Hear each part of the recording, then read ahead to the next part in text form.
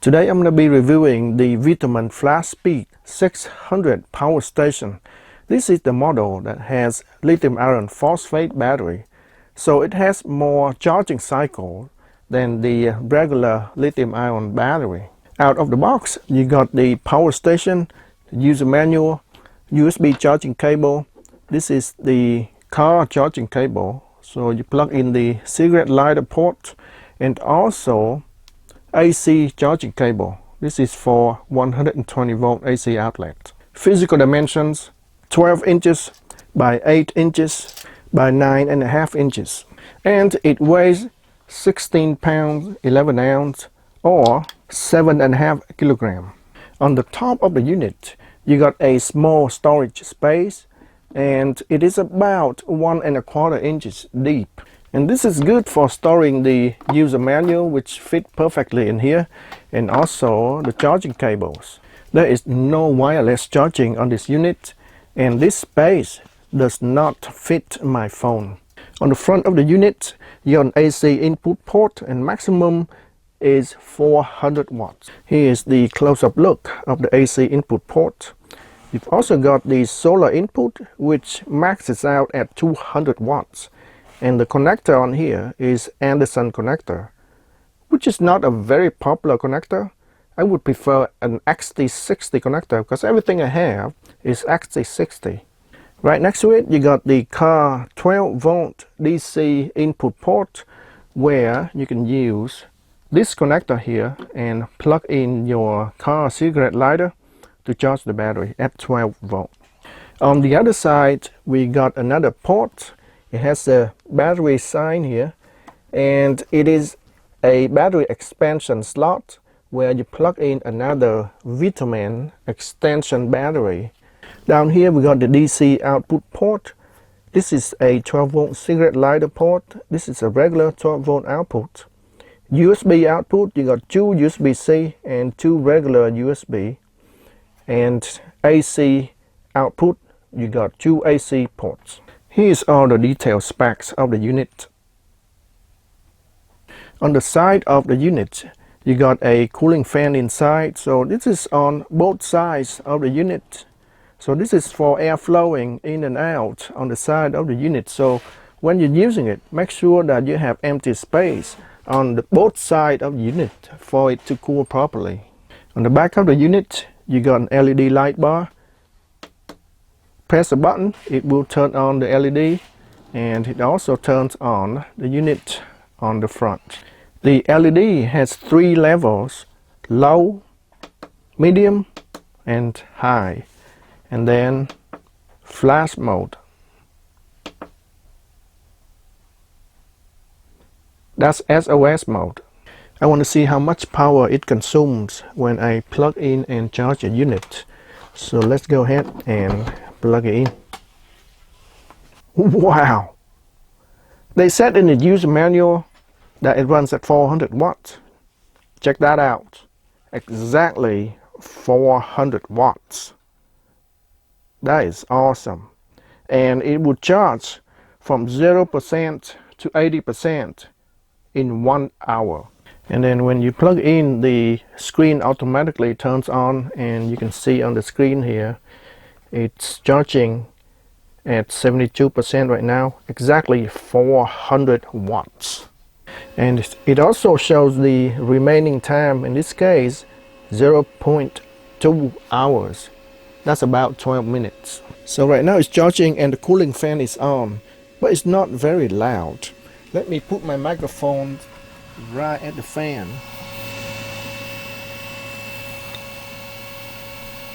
This unit does not have a power button, so to turn it on you just need to press any of these 3 buttons once. It will turn on, and if you don't do anything it will automatically turn off after about 30 seconds. From this screen you can press again to use any of these features. So for DC, that's DC output, USB output, and AC output. Let's go ahead and charge the unit with the solar panel. This has an Anderson input, and the voltage max out at 50 volts DC, 200 watts. So over here I have two 12 volt 130 watt solar panels, so total output is 260 watts. The open circuit voltage of the solar panel is about 24 volts each. I put them in series, and right now we are at 46 volts open circuit. So we are right at the limit of this power station, which is at 50 volt DC maximum input. I don't have an Anderson connector to the solar panel, so I have to make an adapter that goes from Anderson connector to an XT60 connector, and from there I can connect this to my solar panel. Alright, let's plug it in. See what we got. Yep, the unit automatically turns on, and we are charging at 47 watts. The screen is hard to see out here in the sun. 48 watts right now, 49 watts. There's not a lot of power right now because it's very cloudy today. I can't even see the sun. So there you go. You can put two 12 volt solar panels together in series as long as the open circuit voltage is less than 50 volts, and it should work just fine. This model has an uninterruptible power supply function, or UPS function, and it has a switchover time of less than 20 milliseconds. So let's go ahead and test that. I have a laptop computer here that is plugged into an outlet, and you can see is using 18 watts right now. And if I turn off the power, it will immediately turn off. So right now the Vtoman is on and is plugged into my outlet here, and it's charging at 400 watts. I've got my laptop power supply plugged in here, and let's turn on the AC output. Okay, now we turn on the laptop. So right now the laptop is on, and we're using 28 watts. And you can also see on here, it was 400 watts, now it's 422 watts. That means when the unit is plugged into an outlet, it's not using power from the battery, but the power output to the AC outlet here is from the main outlet that you plugged in, that is charging the battery right now. So this outlet is charging the battery at the same time provide power to this outlet. So if I turn off the power from here, the unit is gonna switch power from the outlet back to the battery to power the laptop. So the laptop should not shut down. Here we go. There we go. The laptop remains on, and we are using 21 watts. 21 watts. Just to confirm with you, this is the battery I removed from the laptop, and the laptop is missing the battery, and it is still on. This power station has a pure sine wave AC output.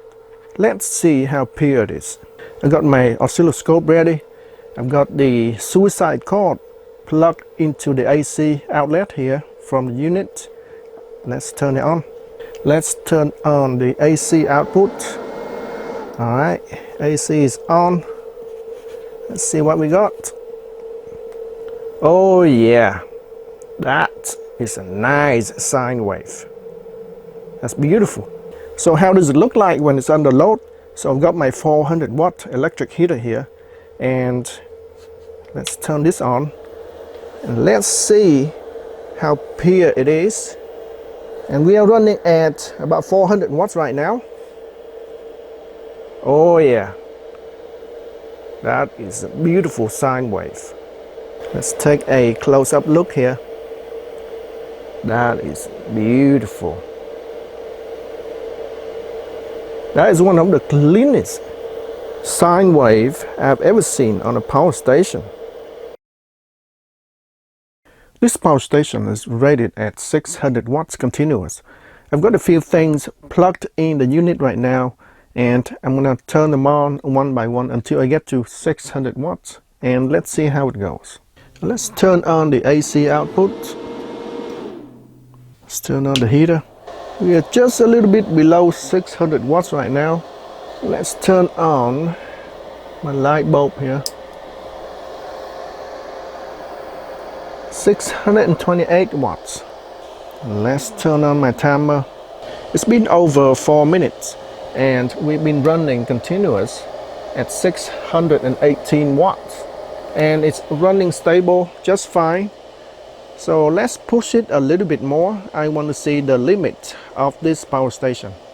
Alright, let's try it again. This time I got a hair dryer. This one got 2 modes. Low is at 350 watts. High is at 1400 watts. Of course, at 1400 watts, this is going to be way over the limit of the power station. So this is going to be low at 350. And then the small heater will run at about 400. So the total is around 750 watts or so. Let's turn this on.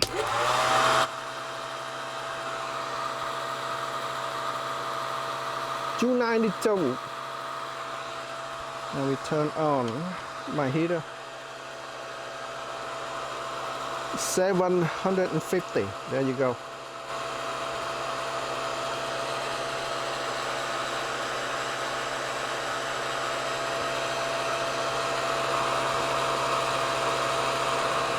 $678. Alright, let's put on the timer. Alright, we're about 30 seconds in, and I've noticed one thing. It was around 670 watts, but then the power is reduced down to 619, and I can feel the fan on my hair dryer is slowing down. So I think what's happening is that once it's over the limit, it will reduce the power, and therefore less power is going to go into the hair dryer and also the heater to limit the power down to around 618 watts. Let's try this. I'm going to turn off the heater, and then you're going to hear the RPM of the fan of the hair dryer. It's going to increase.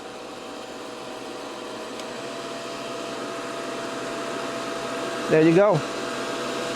Let me turn this off because it's too loud. So what happened was, when I turned off the heater, the power is way below 600 watts, and therefore it increases the power to the hair dryer back to normal, and therefore you will hear the RPM of the fans increasing. So there you go. 620 watt is the maximum limit of this power station. So when you go over 620 watts, it doesn't actually turn off everything. What it does is it reduces the power down to 620 watts total. So that's how it works if you use resistive heaters like heater, hair dryer, electric stove. I want to see what happens when I turn this hair dryer on high, which is about 1400 watts. I also have my kilowatt meter plugged in so I can monitor how much power is coming out. Are you ready? Here we go. 1400 watts. Oh yeah, it immediately, it cuts off power. Yep, that's too much power. And the AC output is turned off. So there you go. If you go way over the limits, it will shut down the AC output. So there you go. That concludes my review of the Vtoman Flashspeed 600 model. And that's all I have for now, folks. Thanks for watching, and I will see you next time.